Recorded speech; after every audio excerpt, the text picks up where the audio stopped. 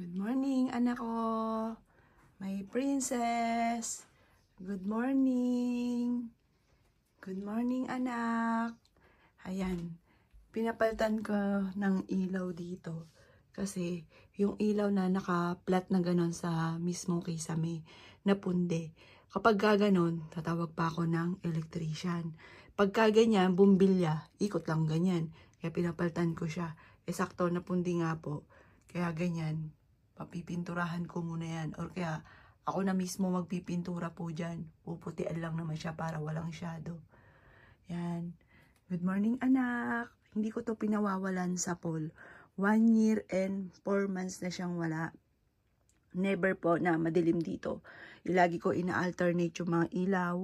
Tapos, hindi mo mapapansin na walang gumagamit kasi lahat yan malinis. Yan. Hindi ko hinahayaan na may alikabok. Lahat po yan napupunasan. Kaya happy yung anak ko. Kasi yung anak ko, ano po yan eh. May parehas po kami yan. Pero, misa tinatamad. Pero pagka kami naglinis na. Ayun, talagang linis. Tapos, ito yung kanyang kadami yung mga chocolate at candies na nakuha dito. Tapos, ito yung mga album niya. Kasi bata pa lang po yan. Parang nasanay na sa akin.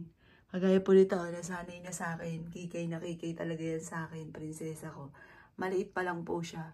Inaganyan ko na siya.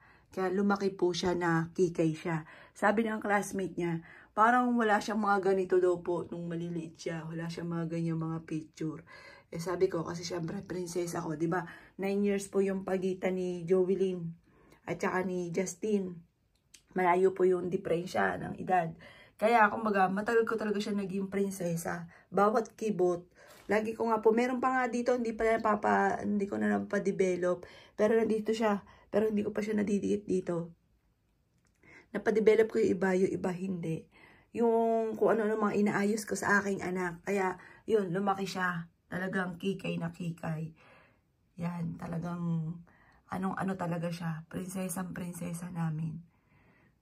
Kaya sabi naman nung iba, wag na daw, kumbaga isipin ko na lang, mapala daw po si Jovelyn, naranasan ni Jovelyn yung ganon, na talagang naging prinsesa siya, tapos nabili niya ang mga gusto po niya.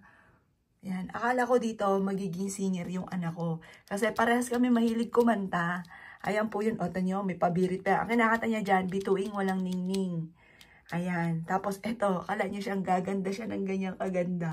Ayan po yung ang laki ng bibig, ang lapad ng ilong. Sabi nga po nila, kamukha ko daw po nung bata.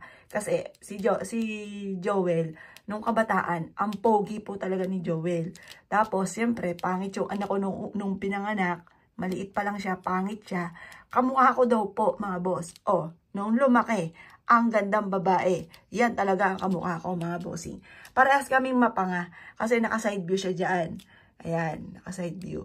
Ako po, mapanga din po ako eh. Parehas po kami, mga boss. Teka lang po ha. Ayan, ayun. Parehas kami ng mga pagkakahugis na mukha niya. May panga. Kaya, yan.